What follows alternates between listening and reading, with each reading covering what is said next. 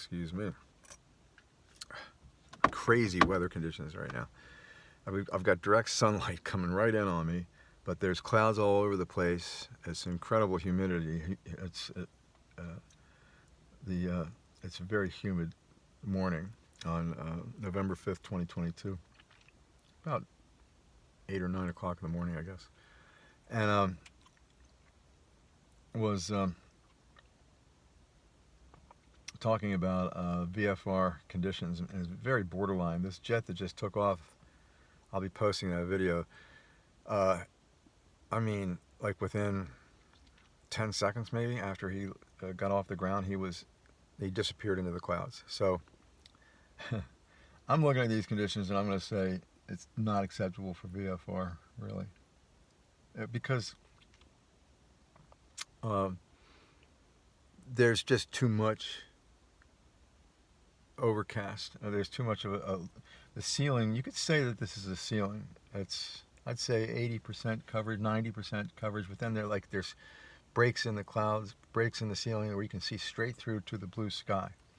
And so people that want to fly, they look at that and say, oh, wait, hey, there's blue sky right there.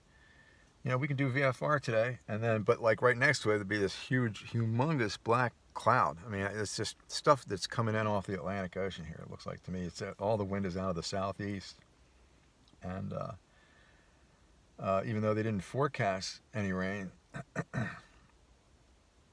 it's either borderline VFR or not VFR. I'm thinking it's not VFR. That can be difficult. Like if you were looking forward to flying and you did spent all this money and all this time getting your pilot's license, and the time is both expensive and time consuming. And when you finally get it, man, you want to fly. You want to get in the airplane and go and get, when I flew, it never got old. I had my license. I still have my license, but I got my private license in 1989, and really I stopped flying in 2007. That was like the last time that I flew. But I'm closing on 60 years old, and I wasn't. How to say? I just stopped flying. There's a number of reasons for that.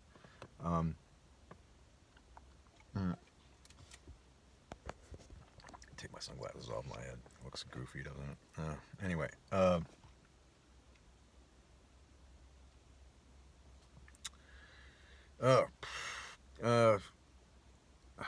Yeah, so VFR. Okay, so tonight is the 6th game of the World Series, and Phillies are in trouble. They're down 3-2, and man, they got skunked at home. They lost 2 out of the 3 games at home. It's a good thing they won that game on Tuesday, and that was a touch and go situation. Phillies got some really good star players, but I think the Astros just overall are a better team. It looks that way. Oh yeah. Boy, I start talking about personal situations on my YouTube channel. First of all, I'm not really sure how many people are interested in hearing my personal tales of woe. Tales of woe, hell, man. I'm born in this country. I think it was Warren Buffett that said, he's been so successful, although he almost crashed and burned in 2008 too, like completely. And I'll talk about that if anybody wants to hear it. But if he had made 1 or 2 other moves that he wanted to earlier than that, when the economic crash happened in 2008, 2009, he would have been wiped out. He was. I'm not going to get into Warren Buffett. Hell, I'm sorry. I was talking about flying and the weather. You don't do VFR today. I don't think. Not around here.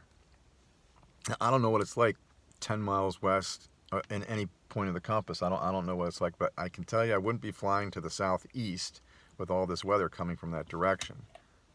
And I'll tell you what, there's some really dark clouds.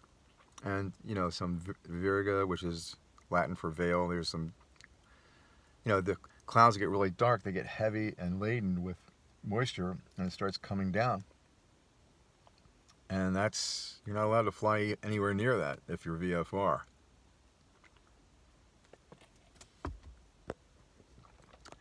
I will mention one person that just passed away. Her name was Louise Epps.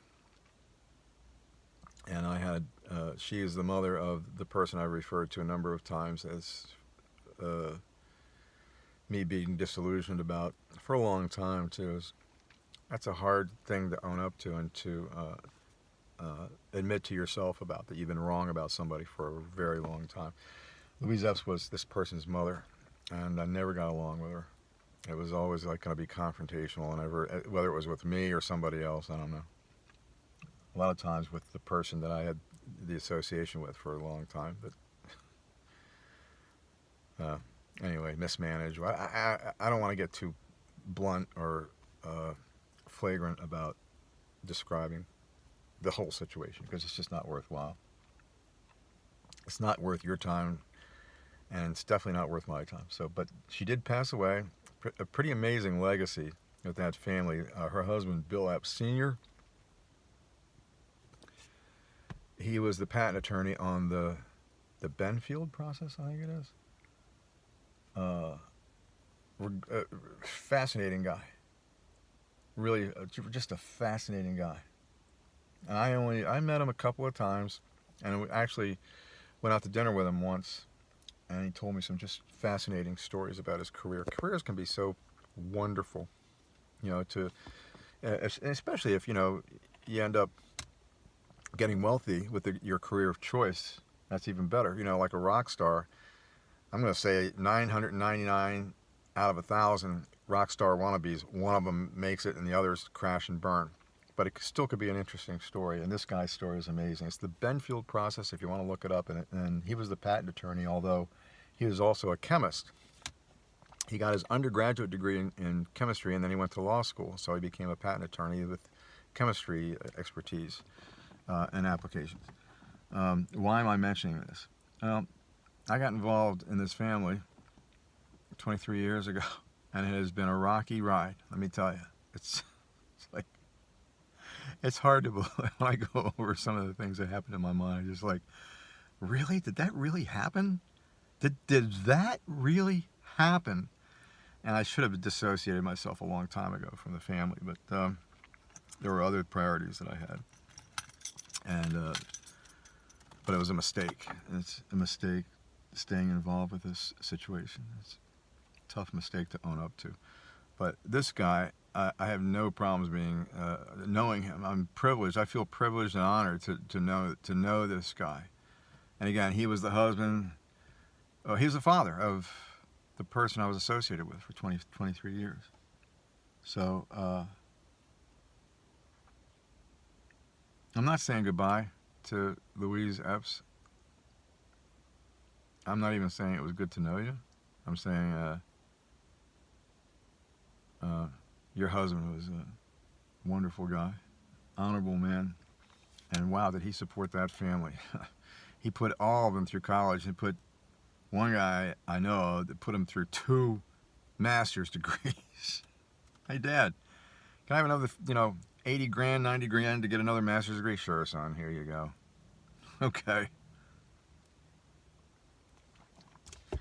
I'm trying to be a Christian. Man, anybody that thinks Christianity is like a fluff or easy, boy, try praying for people that you don't like or even people that you hate. Try doing that.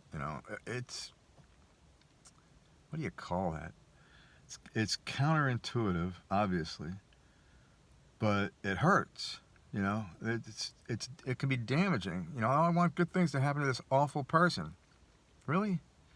Would you pray that way for Hitler, or Stalin, or Genghis Khan, or Pol Pot, or that bozo in Nicaragua? Now that's in Nicaragua. What the hell's that guy's name? I know his face. The president has now made a decree that anybody that speaks out against Nicaragua is a traitor and is going to be tried for treason. Boy, we did a good job down there, didn't we? Huh? Well, democracy is like this fragile piece of china, and it's sitting on a pedestal, and it doesn't take much for somebody to come along and and knock it off and destroy it, unless there's enough people willing to fight for it. Are there? We're going to find out. Midterms are Tuesday, and then the next presidential election. That's going to be a fireworks show for sure, and we'll see what happens. Anyway, I hope you're all well, and if you're interested in this guy that I mentioned, it's the Benfield process. He's the patent attorney. Peace.